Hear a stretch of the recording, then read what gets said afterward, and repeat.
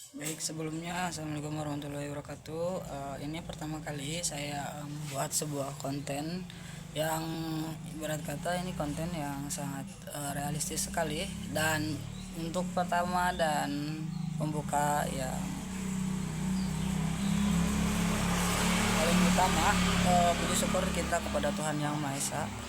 Dan sesungguhnya ini adalah sebuah itikat baik bagi saya yang selalu menjalankan kehidupan, dan kehidupan itu tidak akan pernah selesai dari persoalan demi persoalan. Nah, bagi rekan-rekan yang ingin terus berkembang dan membangun dan terbangun untuk tergiring pada opini-opini yang positif, makanya kali ini saya memberikan sebuah edukasi ataupun wawasan untuk seringkali senantiasa rekan-rekan selalu berpikir dan berkaca pada diri sendiri terlebih dahulu, yang dimana gampang untuk kita menjas ataupun menjatuhkan orang lain, tetapi kita lupa gitu akan hal yang tentunya punya kesadaran penuh dan kendalian penuh gitu atas diri sendiri.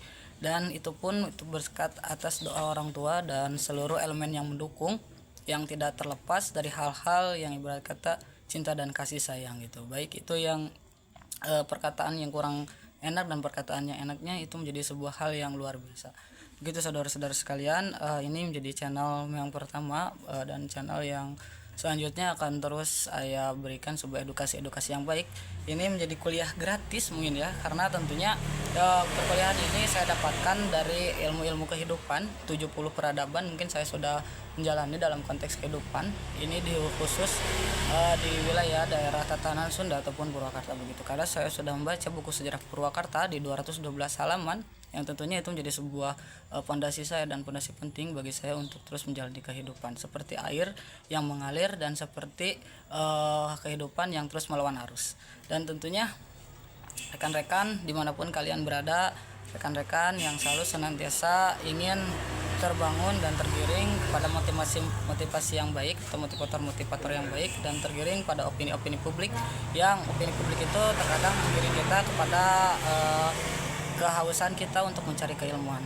Dan saya sarankan untuk rekan-rekan sekalian untuk mencari ilmunya terlebih dahulu sebelum kalian menjas ataupun memperlihatkan kehebatan kalian. Dan itu pun menjadi sebuah hal yang luar biasa bagi saya, karena saya secara validasi ada 21 tahun di bangku akademisi, dan saya pun masih terus tetap berjalan dan tidak pernah sedikit pun untuk runtuh secara mentalitas begitu. Karena ibarat kata mentalitas itu adalah sebuah fondasi utama, yang dimana fondasi utama itu jadi sebuah bagian penting bagi kita.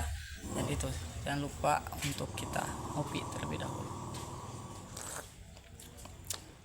5 menit pertama dan 5 menit yang sungguh luar biasa.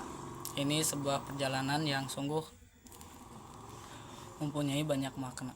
Dan tentunya rekan-rekanku dimanapun kalian berada, saudara dan saudariku seperjuangan, ataupun yang ibarat kata kita bertemu di perjalanan ataupun dimanapun kalian berada, jangan lupa tegur sapa saja, panggil saya Pak Mijaya ataupun Pak berkata, ataupun terserah itu bagaimana tendensi ataupun kapasitas dan kapabilitas rekan-rekan sekalian.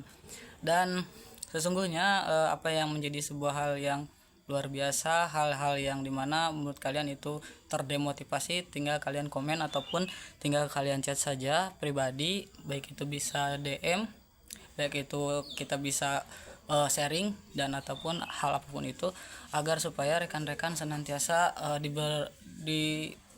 diberkati secara kepercayaan diri. Karena menurut saya kepercayaan diri itu sangat penting untuk membangun dan memotivasi kalian, bukan karena hal-hal yang dimana secara metafisika, namun secara fisika kita bisa memperlihatkan secara kasat mata realitanya seperti apa begitu.